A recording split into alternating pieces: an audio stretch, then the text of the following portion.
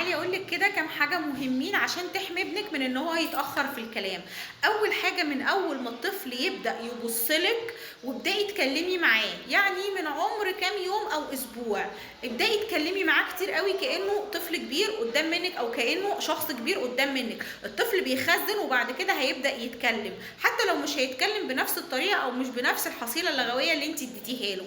تاني حاجه، الطفل لازم يشوف اطفال كتير قوي حوالين منه من نفس سنه، في الحضانه بقى، قرايبك، ولاد صحابك، ايا كان اخواته، المهم ان هو يشوف اطفال ويتفاعل معاهم عشان خاطر كمان يقلدهم، لان دي مشكله واجهت اطفال كتير قوي اللي اتولدوا في فتره الكورونا. معظمهم بيجولنا عندهم تاخر لغوي او عندهم قصور في اللغه بسبب ان هم كان مقفول عليهم واهاليهم كانوا خايفين عليهم من العدوى ومن الانتشار. فطبعا الحاجات دي مهمه جدا جدا. تالت حاجه بقى، من بدري جدا خصصي وقت للقرايه والكروت التعليميه والبازلز، الحاجات دي هتفيده جدا.